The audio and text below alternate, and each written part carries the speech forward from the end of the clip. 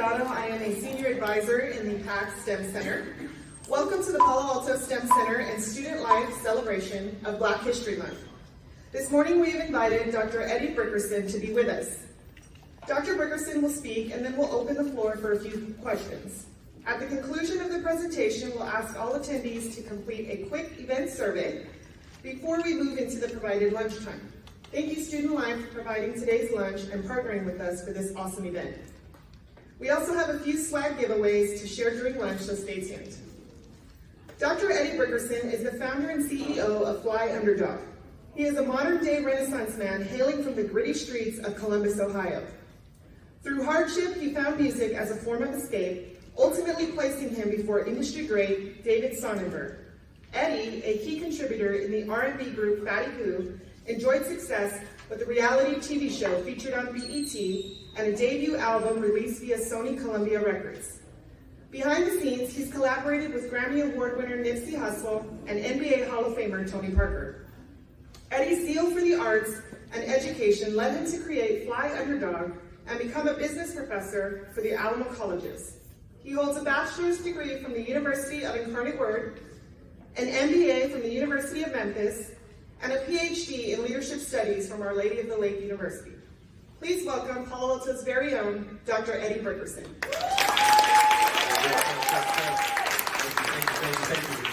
Thank you all. Thank you for having me. I'm excited to be here, of course, and I love this school. I really love being here. I'm going to talk a little bit about my journey and my flight.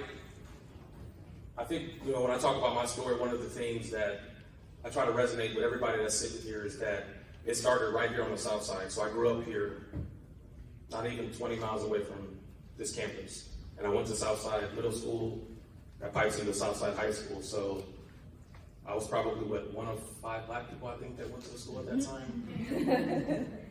But what I learned in that process is that any dream that you have, anything that you chase, is possible.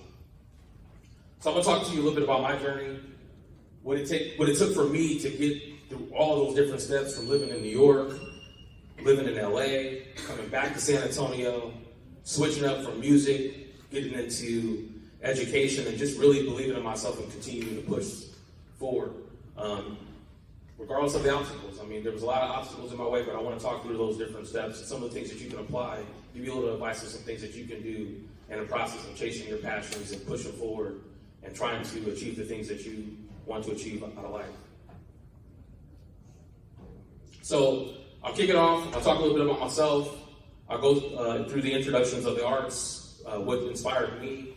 I'll talk through the journey of chasing my dream, signing that record deal, my life as a recording artist, getting out of the deal, reinventing myself within the music industry, my creative hiatus and what I did in that process. I'll also talk through my renewed probability and then some of my advice, like I said, I'll share for you guys. So a little bit about me. I was born in Detroit, Michigan, literally less than a mile away from Motown Records. And why that's, inspiring for me is because I grew up, on the greats, Marvin Gaye, Stevie Wonder, Michael Jackson, The Temptations. So I always had that love and that affinity for music as a young age, just bobbing my head and just really being in tune with it. So my parents and my family would say I was always really engaged. I'm number 6 out of 7 boys. So my mom, bless her heart, she had 7 boys. She was always trying for that girl, and she never got it. She's crazy. I have 3, and that's once they outnumber you, it's too much. But I share that because it was a lot of hand-me-downs, a lot of struggle, a lot of moving, a lot of trying to figure it out, and having a lot of examples ahead of me as well. I got to see a lot of people, a lot of my siblings. I got to learn, from the good and the bad, and watching the things that they went through as far as the journeys that they went through in life. And so that helped shape and mold me throughout that process. When my mom joined the military, I grew up and lived with my grandmother Gladys. So that's me at 5 years old. I know I had a cute smile. And my beautiful grandmother who passed away 2 years, close to the day. It was February 16th, she passed away 2 years ago at 96 years old. And she was my rock. That was the lady who kind of taught me a little bit of everything. She was the one who taught me manners, just how to apply myself. She saw trash on the ground. She really shaped and molded me in that process. and was a rock. Like I said, just a person in the community. We used to have block parties, and we really used to engage. And she was one of the people who spearheaded a lot of those things within our neighborhoods. And we talk about having someone who's parenting everybody. She was that pillar in our communities. And so, when she let me know, at a young age when I was really down on myself, and at that point in my life, when my mom, I didn't have my dad. My mom, I was a kid that was born when they went through a divorce. So when all that happened, I moved to Columbus at a young age, and I had that feeling of like, hey, nobody wants me. My mom went to the military, my dad took my other siblings, and I was by myself. And so I went with my grandmother, and she was the one who instilled that confidence in me and renewed, life into me, and instilled a belief that I could be whatever I wanted to be. And so I credit her with just being that foundational person in my life. At 7 years old, I moved to San Antonio. So my mom, she was in the Army. This is one of her favorite duty stations. And so at that point, when she was here, she decided, hey, I want my boys. And so I went and came to San Antonio, and it was a complete culture shock for me coming here because, again, I was living with my grandmother. I was used to being around family all the time, and like I said, block parties. So when I came here, I didn't have family. It was just me and my little brother. So it was definitely a culture shock, and it was different. And then I moved to the South Side, and I made South Side my home at 12 years old. And I loved it. Right away. I came out, and I think Michael Jordan and the Bulls were very popular. So, of course, as I mentioned, I got an opportunity to excel in sports, to play basketball and play football with the Cardinals. And, we were a good team when I was there. We did our thing. So it was a fun time in my life. But that's where I found my love for music during that time frame, and would sing in the neighborhood around all my friends and kind of do that whole thing. So introduction into the arts. So I started writing at 7 years old. As you can see, it was to cope with not having my siblings, not having my brothers around. Again, it was a tough process. And so even at a young age, you could be battling depression. You're dealing with certain things that, even as a kid, these are things that you don't have all the answers, but you're experiencing all of these different things. And I knew I had, something going on with my mental health, and it was my grandmother, again, who was the one who kind of got me into the whole writing. Hey, start writing down your feelings and your emotions. From there, it turned into songs. I started creating melodies and putting lyrics behind it. And like I said, art was my way of dealing with mental health, just dealing with those different issues, because it was tough. It's hard to explain to someone what you're dealing with when you're in a situation where you feel like nobody gets you, or nobody wants you, no one loves you. So it puts you in that situation of trying to figure out, how do I identify, how do I cope with these different issues? And for me, music just became that thing. It became that thing that I could do by myself. I didn't need an audience. I didn't need a whole bunch of people to know about it. It was me going into a room, locking in, listening to the radio, KTFM 102.7. I think that was one of the... Listen, I'm telling you, I would sit and listen to the radio, and I'd listen to certain things, and we had tapes back then. I'd tape my favorite song, and I'd listen. Everybody, all the older people here know what I'm talking about. They're like, yo, I'll be 40 years old this year, so I may not look it, but... So that's how I used to cope with all that stuff. I'd listen to the dance music, I listened to freestyle, all the music, man, I was into it, I loved it. And I would sit, and that's how I coped with mental health and all those different issues, is just having my radio and listening to my music. When I discovered I could sing, so this is crazy. So this kind of ties into STEM because it was in a math class, it was in algebra. So I get credit for using math here. I was 9th grade, and I thought everybody could sing. So it was one of those things where I was like, oh, everybody can sing and dance. This isn't anything unusual. Well, one of my friends, we were in class, my teacher stepped out, and everybody was talking and laughing, and one of my friends was singing a 112 song. It was Anywhere. So he sang the first verse and the hook. And so there was this really cute girl in the class that was sitting there, and I was like, oh man, and I never could get her attention, right? And so I don't even know why I did it. Everybody's talking, and I thought, oh, no one's gonna hear me. So I started singing the second verse, I started singing Slim's part. Next thing I know, the whole class was quiet. And so I was like, oh my God. So I have to finish out this verse. I finished singing the song. And then I look over, and the cute girl turns around, and she says, I don't even like that song. I don't even like the guy who sings it. But I love the way you sang that song. And I said, oh, okay. I'm a singer now. And that's how it happened. I mean, and from there, freshman year, I created my own identity. I became the singer. I became the guy walking around campus singing those songs. I was that guy. I'm sorry, I was that guy. So I created my own identity. I became somebody at that point where nobody noticed who I was, then someone knew. And I was the kid who walked around. I went to business careers at home, so I went from the south side to the north or west side, I guess, now, but northwest at the time. And so I had all my big Jinkos and my colored K-Swiss and all that stuff, and I'm walking around. And so everybody was like, okay, but I'm singing R&B love songs, and they're like, oh, okay, we'll get with it. But as a writer, what I realized is I didn't have any songs, and I didn't know any other singers to sing my songs. So that was the other thing. I was creating these love songs and creating these ballads, but I didn't know anybody who could sing them. So then I started having to flex that muscle to say, you know what, I got to get better in this craft. So I started off slow. I joined the high school choir to improve my singing ability, because I figured, hey, that's the best way. I don't have money. I come from a family where we don't have those kind of means to do that. So joining choir allowed me an opportunity to sing different types of songs. But it also allowed me to sing with other people and get better. I created a few male R&B groups to work on original compositions. So we would go in every single day, discipline. We would use the choir in the morning, we'd use it at lunch and after school, and we just would work on, piano. We didn't know how to play the piano, but we learned pushing the notes and figuring it out. And then at 16, I finally went to a recording studio. And that was my first taste of laying down a track, producing a record, figuring out how to do all the things that come with making a track.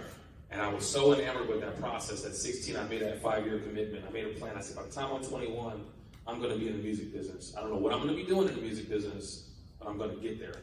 And so that's when I realized I had to put the hard work. I had to do whatever it took to make sure that I was committed to that plan. And so part of it was, I'm probably an introvert at that time. I'm very shy. I don't like people. So I'm thinking to myself, well, how do I get out of my comfort zone? Well, I got to start singing in front of people. So I would go to the bus stop every day, kind of like you see people, old school, standing on the corners. I would do it at the bus stop at school. I'd go to the bus stop. We had little acoustics. And me and my guys, we would sing. We'd put a little bucket out there. People were felt it in their heart to donate to our, contribute to our efforts. They would put a little money in there. Or if they had requests. And we would sit out there and we would just sing a cappella. And we did that every single day. And then I got even brazen enough to do it in the food court at the malls. I'd go to North Star, I'd go to Creeless, South Park, all the malls, and I'd go around and I'd sing. It was the way I got free food at Cinnabon, singing to the girls. I did that, no, I'm serious. I would go and I'd sing, and that's, that was how, I didn't have a lot of money, so that's how it worked. And I made a name for myself. Remember, we didn't have social media at this time. So I was making a name for myself throughout the city on that 550 looper, riding around the city on Via, all over the city, working with different people from the north side, west side, south. It didn't matter. If they did music, they had a studio, I was there. Because back then, as rap was coming up, they didn't have anybody to sing the hooks. So I became the guy that was singing the hooks for everybody. And I was young, so I started working with all these local talents that were making noise at the time in the city, because I was a young kid that was going and was committed to doing whatever it needed, to get there. So from there, I was able to travel to Houston, Austin, Dallas, and of course doing shows around here in San Antonio. But I was doing showcase all throughout, Texas at that point, just performing with different people. So chasing my dream. When I graduated high school, I got to a place where now I'm trying to figure out what's next, okay? And I realized in the process of me chasing it in the moments and doing all these different shows that San Antonio wasn't really a premier destination. Texas in general at the time wasn't big. The Houston movement hadn't really begun. Even though the underground thing was happening, it wasn't as big, and there wasn't a lot of artists getting signed and getting promoted. So I started looking. I used to get these. A friend of mine gave me a book and it talked about the music business and managers and different things. And so I started learning where people were at. And I said, oh, it looks like everybody's in New York or they're in LA. Those were the hot spots. So in my mind, I thought, well, how do I get to those areas? Well, again, I don't have the money. I got to figure all this out. Now, my senior year, 9/11 happened. So before that, I was planning on going to college. I had a music scholarship to go to Miami Coral Gables. I had some other HBCUs I was looking at. And so I had a lot of opportunity at this point. However, after 9/11 occurred, everything went out the window. For me, I thought, this is my only, my one chance to live. I got to go shoot for the stars, and I got to go for it, and I got to figure out what I'm going to do, and I want to be successful. And so I told my parents and everybody what I was going to do, and they laughed at me. It's okay to laugh. It's okay. I've come to learn that if people aren't laughing at your dreams, you're not dreaming big enough, and that's the realest statement I could ever tell you. But they laughed with purpose. My dad, he was a singer, and my grandfather actually was the head deacon in the church with C.L. Franklin, Aretha Franklin's dad. My dad grew up with Aretha was a singer and ran the choirs. So a lot of people that they were around were in that Motown area and sang. So my mom watched a lot of people who weren't successful, a lot of people who had those dreams that never made it. So in her mind, she's like, well, I watched all these people who were around, superstars, and they didn't get there. What's going to make you any different? What she didn't know is that I had a drive that, that's unmatched. I was like, you could tell me 100 times I wasn't. I was like, okay, I'm going to still do it. I'm going to watch. I'm going to show you. And so sure enough, I put a lot of purpose and planning around how I was going to do it. So I passed up on scholarships that I had to go to school. I passed up on the colleges, hanging out with friends. I cut it. I partied 7 days after I graduated, and then I jumped on a Greyhound. Not that, quite that, it didn't look that nice. It was actually much worse than that. But I jumped on a Greyhound bus, and I traveled for 2 days, and it was as horrible as you can imagine. But I did that a few times, actually. But I did it, and I went to Columbus because I figured at that point, Columbus is only 8 hours away from New York. So if I can get around family, at least I can kind of network and kind of work my way around to get around some of the cities and get around other people that are doing stuff and figure out how I can, again, make that journey and make it work. So networking. When I got in the city of Columbus, I just started doing what I had been doing in San Antonio the whole time. I was singing in malls, singing at work, singing anywhere anybody listened. I was working at Best Buy, and I was that guy walking down the aisles in the speaker room singing to anybody who would listen. And sure enough, I kept meeting people who said, oh, you look and sound like this guy named Rashad. Well, Rashad at the time was signed to he was signed to For Real Entertainment. It was Nelly's label. And so he was had a huge billboard in Columbus and had a song on the radio that was really, really good. And everybody thought I was his little brother. So I was like, okay, sure, I'm his little brother. Okay, worked out for me. Okay. And so I always give him that credit, even because I didn't know him at the time, but that was how I got my shot, my opportunity. And so all these producers were fighting to work because I had a work ethic that they weren't used to. They weren't used to being around somebody that was doing all that in San Antonio. So when I got there, nobody was moving the way I was when I was unique. I was the only person that was working and networking and doing all the stuff that I was doing. And so people were speaking my names in rooms that I wasn't in. And it opened up an opportunity to where next thing I knew, I got invited to my producer said, hey, there's a guy that wants to meet with you, and he's worked with all kinds of artists, and he wants to bring you into the studio. And I shared this in my TEDx because it ended up being a lie. He fabricated a whole conversation where he was on the phone, talking to him as we're driving there. Come to find out the guy was in Brazil. So the whole time I'm thinking to myself, okay, this is crazy. Well, underneath the studio was an art program for at-risk kids, and they would bring kids in from the neighborhood to do art, music, all kinds of things to get out of the streets. This is right in the heart of the ghetto, so you would see all kinds of stuff. I mean, zombies walking up and down the street, all that kind of craziness. And so he invites me, and I'm sitting in a room, and I just start, he tells the guy in the room, well, he can sing. So they asked me to sing, and I sing. There was about 30 folks in that room, and I sing. And next thing I know, I get invited to work with this group, and to go on the John Lennon bus. So I'll talk a little bit about the John Lennon bus here in a second, because I want to talk through, I'll tie it into how all that worked and how I ended up meeting my group, Fatty Coup. So I'm going to take a pause and go through signing a major record deal and what it takes. And I'm going to break down the odds and do a little math here. So if you look at the odds of signing a record deal, there's 332 million people in the U.S. You figure 1 out of 500,000 artists sign a major deal with one of the big three record labels. That's Sony, Universal Music Group, and Warner Music. So that's about 664 acts that are getting signed a year, right? those are the odds. Just to get signed, that's what you're up against. Like, that's crazy to think, like, man, to be one of those people that gets noticed, these are the odds of what you have to deal with and what you have to go through. So for us, we meet and we get on this bus, and at that time, we're getting together. We don't know each other. I don't know them. They don't know me. And we're just getting on here to write a song. Now, mind you, this bus is a songwriting bus that travels all throughout the U.S., working with different songwriters, kids, educating them, etc., the whole shebang.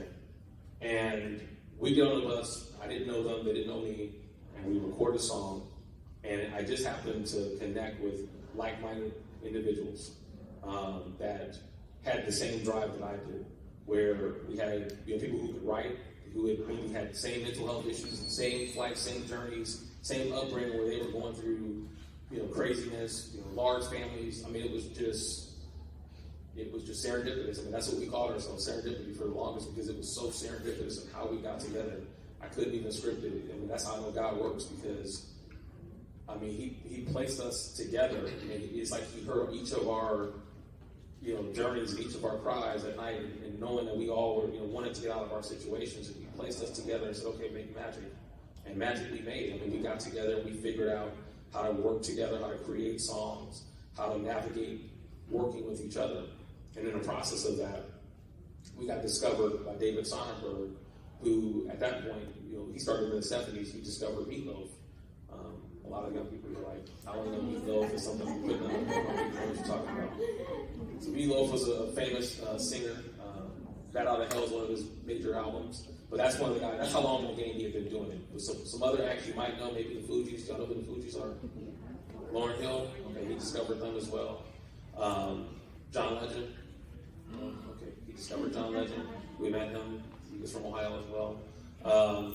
Black Eyed Peas, we toured with them, that's another band. So these are a lot of the groups that at that time he was managing. City High, and so he saw us kind of as that next thing, like that City High, Black Eyed Peas, and he had that vision of like, oh, okay, I think we can do something with this. And so that's when this whole situation kind of started, he wanted to test more to see, okay, can they create more songs? What else can they do? And so that's when we partnered and started making more music to figure out, was it just a one-time fluke, or could we create a whole album? And so we set out, and I think we created probably over 1,000 songs, because that's all we did every single day. Once we knew that there was just a glimpse of simmer of hope, we just recorded every single day and wrote songs every single day. So silently, this was my crew at the time. You can see the struggle was real. We signed with DAS Label Management in September of 2003. We ended up signing a publishing deal with Cherry Lane. We signed with BMI in November, and then we signed a big deal with Sony Columbia Records in December. We ultimately ended up getting a deal with BET to shoot a reality TV show, and then we signed with William Morris Agency in 2005. So we had a lot of big representation, and it's probably, I mean, this doesn't happen. I mean, the way this thing went off, it was just like night and day. It went from literally walking in the streets in the ghetto to the next thing I know, I'm getting a $50,000 check, and it's like, I've never seen this kind of money in my life. Like, so it was a crazy, just a roller coaster ride at that point, because we were sitting there going like, what is going on right now? So life as a recording artist, and as you can see, again, the struggle was still kind of real. We hadn't arrived just yet, but we were going to different award shows and different things during that period of time. Oh, and we added another member of Josh, as you can see on the corner. So I'm going to go back into my odds. So again, earlier I said 332 million people in the U.S., 1 out of 500,000 artists signed a major deal with one of the three, but only 5% of the 664 signed artists will have a major album release. That means 631 artists are getting shelved. That's a reality. So 33 artists will actually see the light of day in the tenure of them actually getting signed and coming out. Why is that statistic, why is that heavy? Because that's the way the business is designed. It's designed knowing that not everyone, some of these are, a lot of these bands are just tax write-offs. We're going to see if they make it. We're going to see if something hits. If not, we don't get the spark. they're done. We're moving on to the next thing. And this is the reality of the business. This is things that you're going to deal with as an artist. So the stakes are high. Every little thing that you do, you're your own brand manager. You're your own marketer. Like a lot of these things you have to start doing. How we got our reality TV show, we just set up a camera in our house.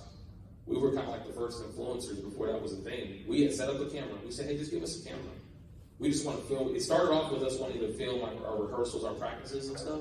But then we left the cameras on. We would start talking to each other crazy and doing crazy stuff. But it wasn't like intentional. It was just, you would, obviously you're living with, there's guys and girls, you're living with each other, there's tension. So things would just happen on camera. And sure enough, our manager at the time, our live-in manager, he would capture it and send it off. And so they would see the videos and they'd say, man, this is entertaining. Look at them, they're fighting, they're doing this. This is great. And at the time, like Puff Daddy had his like reality TV show. And so they said, man, we think this could be something like that. And so they took it to actually MTV, and MTV was in on it. But of course, you go with the highest bidder. BT didn't have anything like it, so they said, hey, we want that. So they jumped on it, and that's how it all happened. I didn't, if you ask me, I didn't sign up to be a reality star. I had no clue of what that meant. I had no idea what that was going to entail. But boy, did I learn. And boy, will the internet not let you forget now. It won't let you forget. So Fatty Cool, our debut album came out. House of Fatty Cool. So that came out, we released that in July of 2005. We recorded it in 2004. Reached number 22 on the Billboard charts as far as hip hop and R&B, and 64 on the top 200. We had our single Bounce that was in movies like Mike and Fat Albert. We also had a song featured in Yu-Gi-Oh, the movie soundtrack. And of course, Chills is probably one of the songs that people to this day will come up and say, man, I love that record. And that was just a great record that I was doing a load of laundry when I heard the music and just wrote a hook, just listening to, walking back and forth doing laundry. And it became a song that people, like I said, 20 years later, people are like, I still get married to that song, I love it. And that's the thing that as an artist, you always love to hear, like people are inspired by the music that you create. TV show, so that's a real grainy picture with us with the P's. But it was titled Blowing Up Fatty Cool. That was recorded between 2004 and 2005.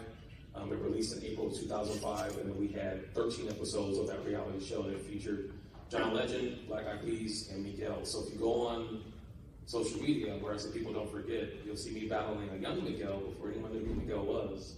You'll see me battling him, and I promise you we didn't hurt him. As like social media will tell you, social media will make you believe that we were enemies and we hated this guy and we did him. That's just Rock Nation doing good marketing and putting out their messaging to promote their artists. When in actuality, we actually had a great relationship with Miguel. Obviously, with anything, there's tension. He was brought in to replace me. I'll set the record straight. Miguel can sing circles around me. He's a phenomenal singer. I don't think I need to tell you guys that. I think you guys already know that if you've heard Miguel. Obviously, sure thing, he can sing. But he was an extraordinary talent. And the story is, what made me respect him as an artist is he actually bet on himself. So this was a guy who came in, could have did whatever he wanted. He came in and said, I want to be, I don't like what's going on. I don't like that they want to replace you, Eddie. I don't like that this stuff is happening. I think I want to do my own solo thing. And he won. And that's unheard of in the music business, someone betting on themselves and winning. And so that's what's extraordinary about that particular situation. So I share that because social media brought that up maybe like 2018, not that I remember, in August of 2018, on the 12th. No, I'm just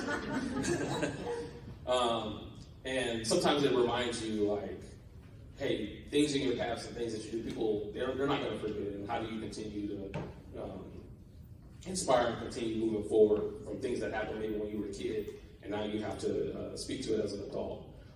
But it's always understanding, too, in every story you might start off as a hero, you might turn into a villain, and then you might turn into a hero, and that's just life, man. You're going to go through all those different stages of being a hero and a villain in any different story of what occurred, because in today's day and age, it's not uncommon. It's normal to everybody, but 20 years from now, it's not going to be normal. And people are going to hold you accountable to what happened from something you did near you. So always be mindful of that. I can hang my head on it because I didn't kill anybody. There you go. All right, so getting out of a bad deal. I'm going to go back to the odds now.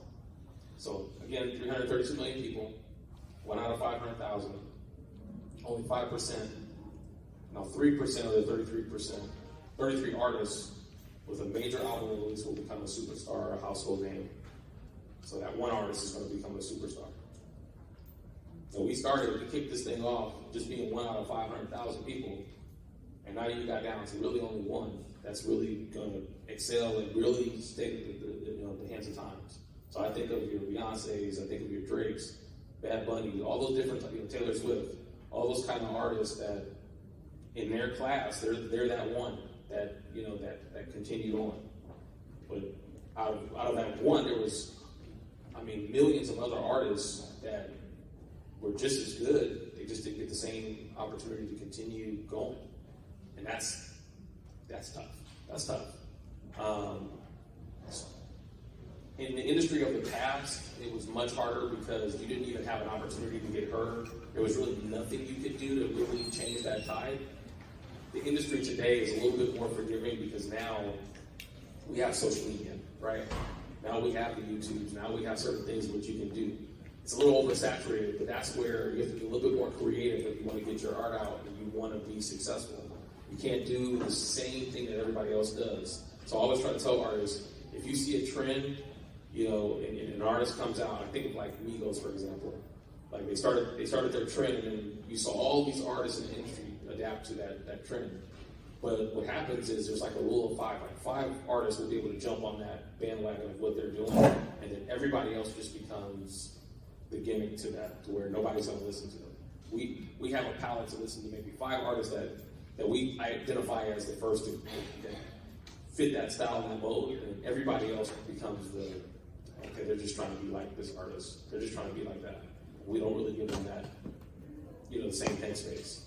So that's a lot like a lot of the things that you're going to be doing in your current life. You got to, be really eclectic, be really creative, and be aware, strategic. I would even say in the things that you're doing.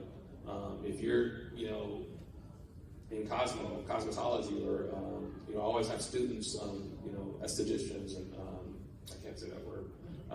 But I always have people that are teaching, they're doing different things, whether they have restaurants. So I teach my students in marketing that, hey, you have to be different. Don't do the same thing that you see other people doing. Try to figure out different ways to approach it from a different angle.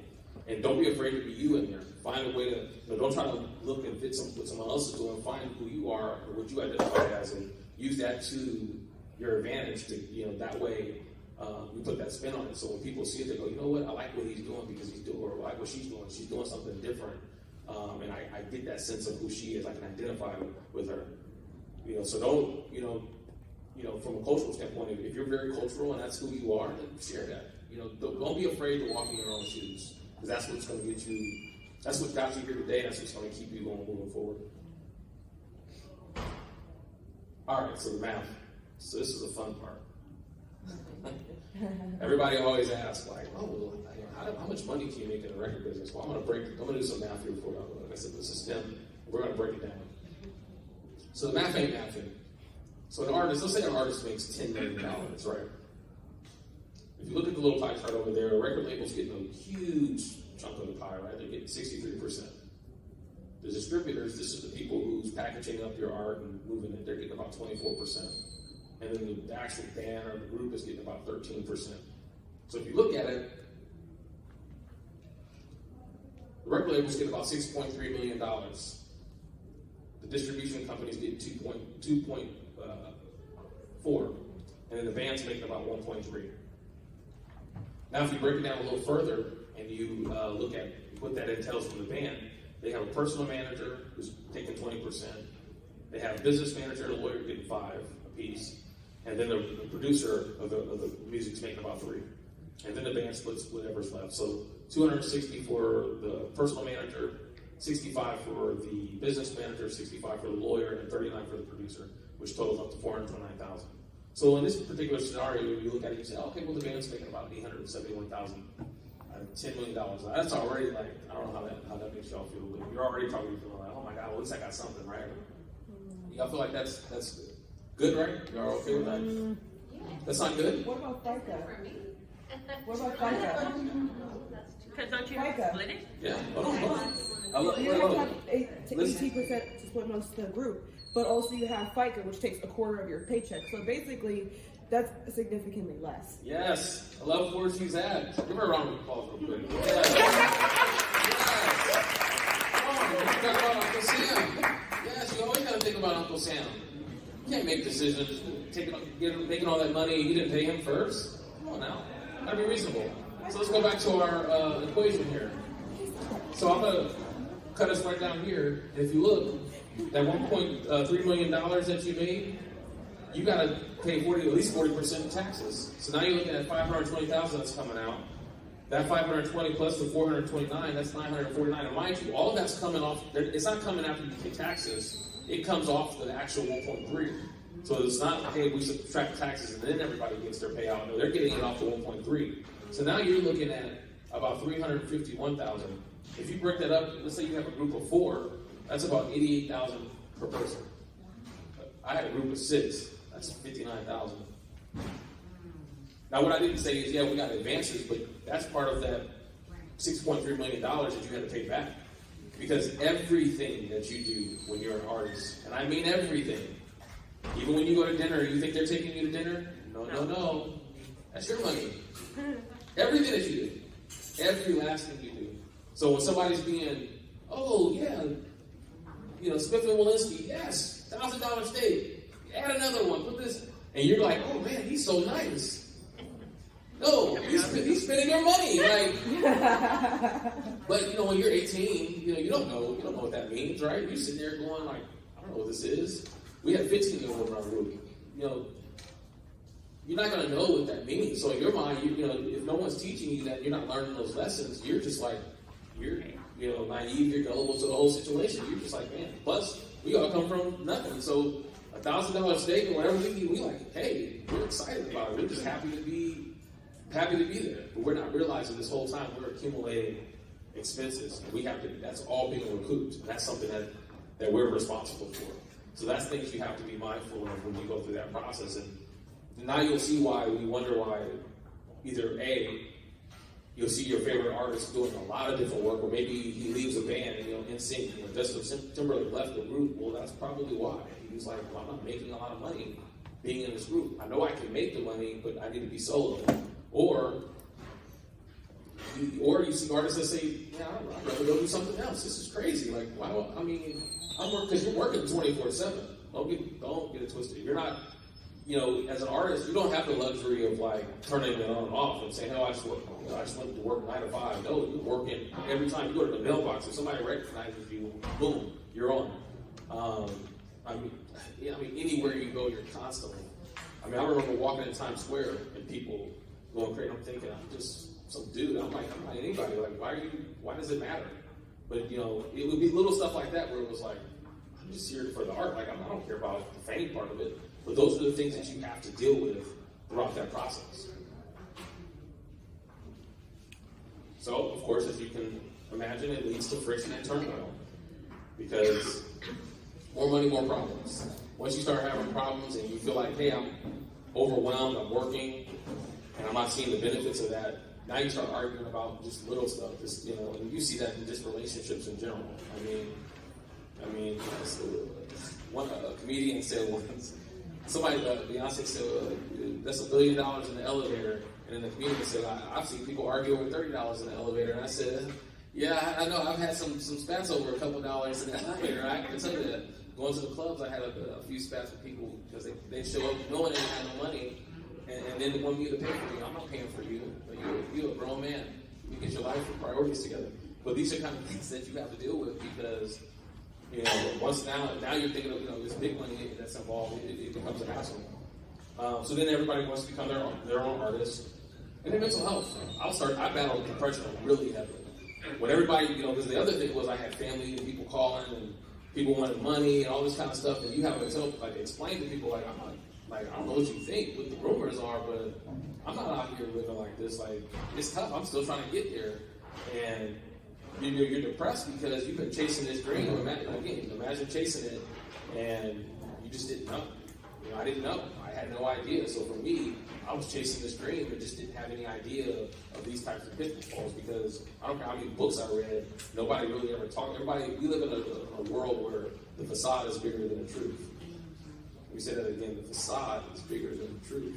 So a lot of people will walk around, and I used to see this in the ghetto, where we would sit and talk about how, well, I got this on my feet. I got Jordans, you don't. And it's like, well, we all live like this.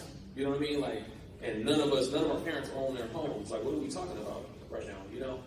And so we got to get to a place where we understand that the truth will elevate us beyond more than the facade. And recognizing that trying to impress other people is really just, it's pointless, it's baseless. Like, because then you live in that world. You live in that world of what that facade is, and you're not really evolving beyond what the truth is to elevate yourself to where you want to get. And then sometimes, because you've created that facade, nobody wants to help you because they all believe when you already got it.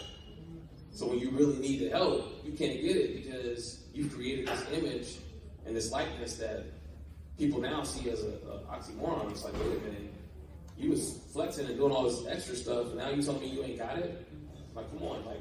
So just walking your purpose and walking your truth with that. And then there was a lot of lost trust with the people representing you in that process. When we went through this, I spotted a conflict of interest, and I was going to see if anybody else spotted it. When I had that other slide up and I was talking about the different labels and stuff, one of the things I put was Dad's Label Management. I put that because they were acting as our label in our management company, but that was a conflict of interest. Had we known and had we had representation to explain that, maybe some things would have been a little bit different. We didn't know that. I didn't learn it until after that. So after our situation, I sought out to learn everything. I didn't know law, I didn't know contracts, but I sought out to learn everything I needed to learn because I was like, I don't never want to be in a position like that again where I'm having to figure those things out. And I'm learning after the fact. And so I at least had a big business acumen to know, let me go learn, and I'll read and I'll do whatever I need to do to figure out what that means because the labels, your manager's job is to fight for you. Their job is to fight the label if need be. How can the label fight for you if there's a label and a manager all in one? They can't, right? They're not going to fight themselves. They're just going to go in a room and laugh and say, dog chase themselves, ha, ha, ha, ha, ha. They're not fighting for you. And so that was the thing that we were dealing with. We didn't have anybody to really, truly represent us in that process. So reinvention into music. So because I was locked into a contract for 3 years, and now I'm one of those people that's part of the shelf, I had to figure out what was my next move, what could I do. So I had to go back to that drawing board. I had to start goal setting again. And so I knew, one, I could songwrite. That's my bread and butter, writing. But then I started learning engineering. I said, well, let me learn how to engineer, how to mix, master records, and become a sound engineer. And then I started using technology. So I had become so versed with the technology, the different DAWs and the different systems and mixing and engineering that I started collaborating with different artists all over the world. So from LA, New York, San Francisco, even Germany, Congo, France. To this day, I still work with a lot of producers from overseas. But I started connecting with different people because at that point, social media was kind of picking up. And so I just started outreaching, and I was doing all this stuff in San Antonio. So when I started going through and talking to some of these artists that I was working with, I was working with them in my 2-bedroom apartment. I was literally in a room and was making it happen. My sister-in-law can attest to that. So I was making it happen, and that was part of that process of me just being like, you know what, I'm gonna figure it out. I'm gonna network, and I'm gonna figure out different ways to get my music out there. So first up was Tony. So how I ended up connecting with him is when I moved back to San Antonio.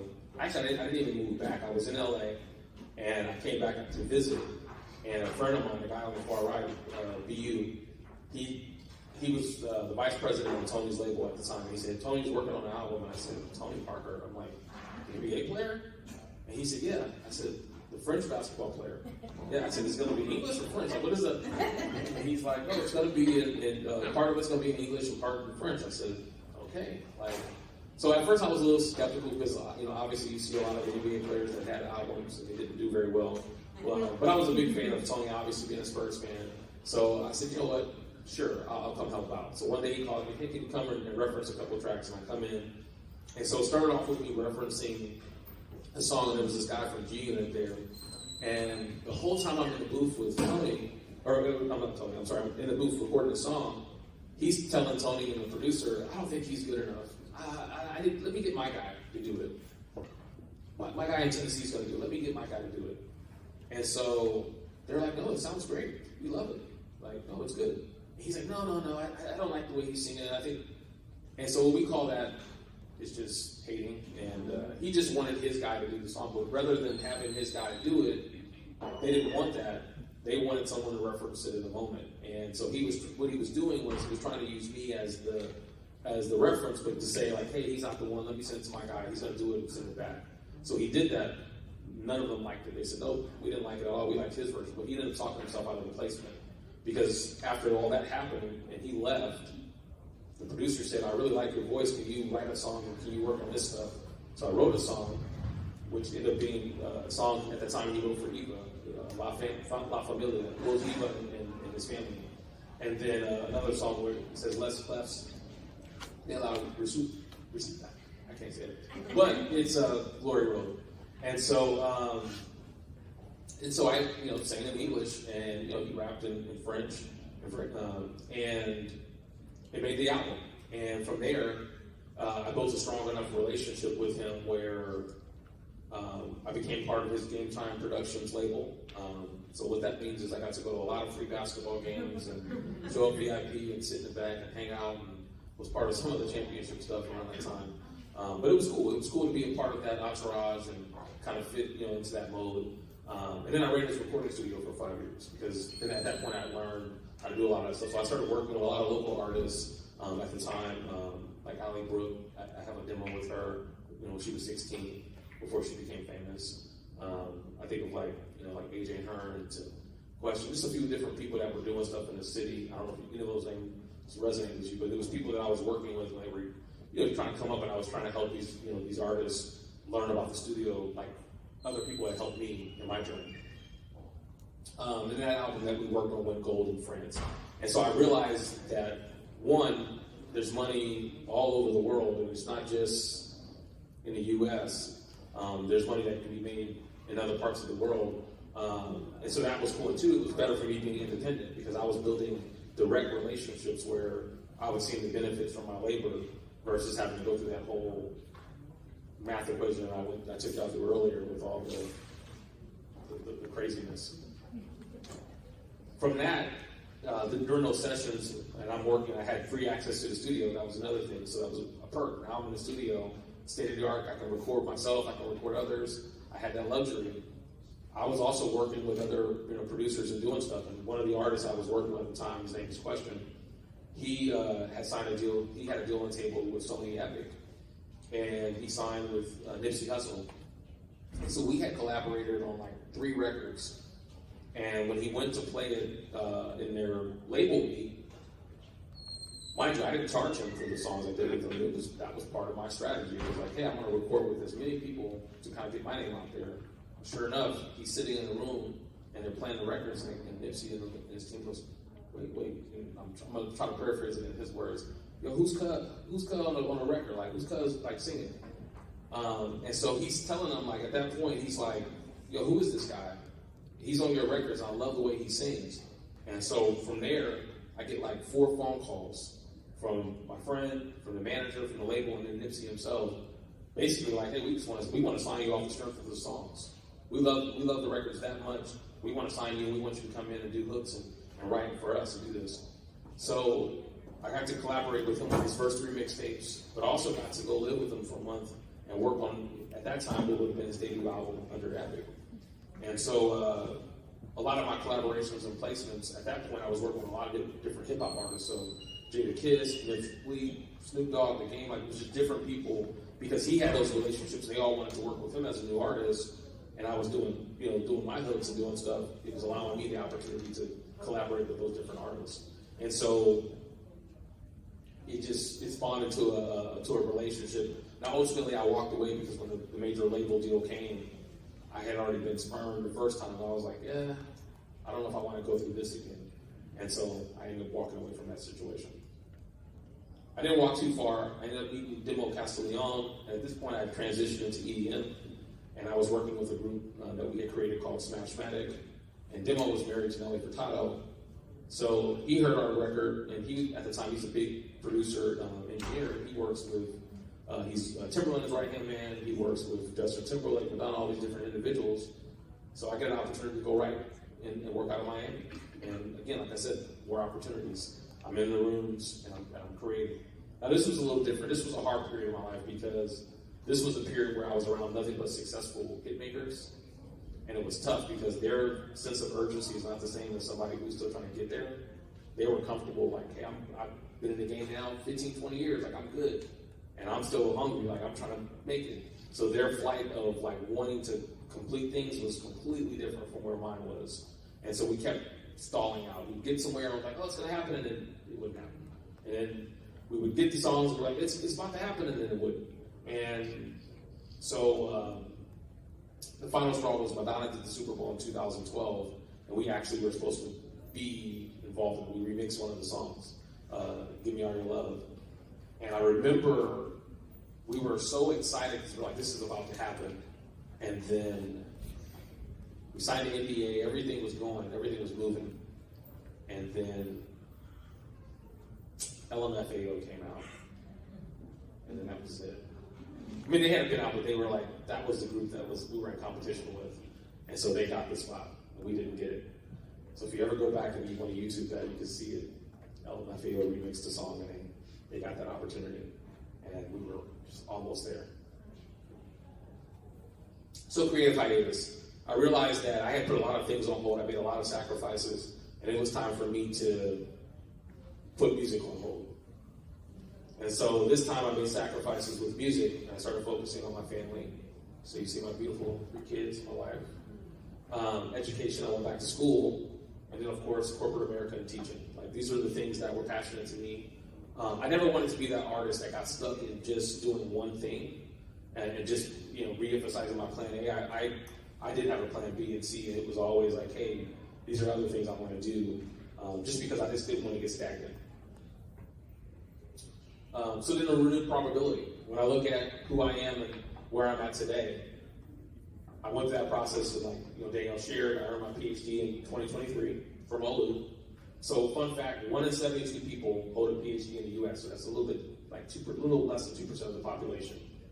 So I ran a probability. Based on a probability of signing a record deal, which is 1 in 500,000, and earning a PhD, which is 1 out of 72, you're likely to find 9 people in the US who have done that. So when I talk about carving out your own niche, that's not bad for a kid from the South Side, right? It's not bad. When you talk about carving out your own niche and doing your own thing, that's what I talk about. I wasn't chasing anybody else when I was doing those things. I wasn't thinking like, oh, I'm trying to be like this person.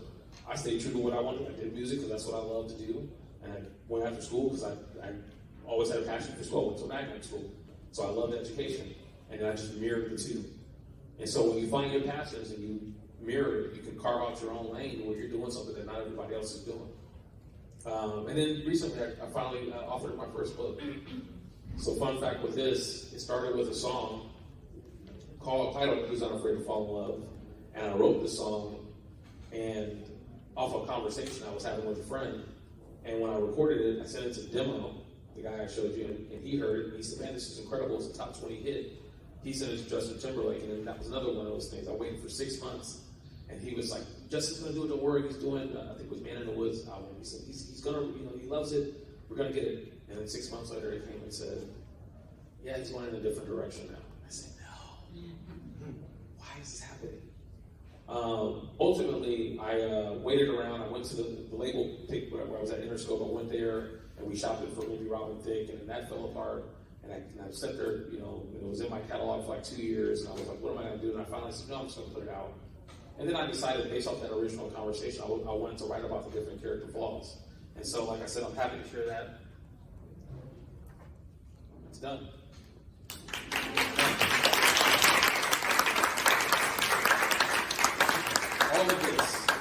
everything that you see here, I published it, I created the artwork, I did all the writing, formatted it, everything. I didn't ask anybody to do it because I learned how to do it myself. Again, when people tell you, if you can't do, you just gotta push, and you just gotta believe it's those nights where you sit. I make sacrifices, but sometimes those sacrifices are important to get where you want to get, and you just have to believe in you enough to make it. So that's my advice for you. You can start right there. Never stop believing in you to be your own cheerleader. You gotta believe in yourself, even when nobody else does. Keep pushing. When everybody doubts, if they laughing at you, I don't care if they laugh, if your mama laughing at you. My mom laughed, and we talk about it to this day. I said, you ain't laughing now. She said, nope, I'm not laughing now. Because most of my family will say, man, now, anytime, you don't even tell us anymore, you just do it. We just see it done. I didn't even tell my wife, I just wrote it. She's like, I didn't even know. Just do it. Don't spend your energy talking to people that's going to talk you out of it. Because they can't see your vision. They're not in your mind, so they can't see where you're trying to go. So it's not their fault. They're just going to respond back because they don't know what you're thinking and what you're visioning, what's in your flight. Keep your passions close. And that's how you find the true meaning of happiness. If you're passionate about the things you love, man, you won't work a day in your life. When I do music, I can spend. For those that know, I've been on campus. I didn't even know we had a recording studio here at PAC. I've been in there working for free for the last month. Some things are coming. I won't say them yet, but just get ready. I share that to say this: when you're passionate, you love what you're doing, you'll spend 12 hours doing it because you love it. And you won't even think twice about eating or any of those things. And then failure is not an option. And what I mean by that is that you should never use failure as a reason not to try. When nobody in my family's ever done it, I don't know anybody. It doesn't matter. Because if you shoot for the clouds, if you shoot for the stars and you land on the clouds, you got higher than where you started. So as long as you keep persevering and pushing, you learn to fail fast in the moment. You learn from the mistakes. You use other people's failures and the moments to learn. You're always going to excel and get where you want to get. So I know I probably went way over time. I tried to keep it in-house. Questions?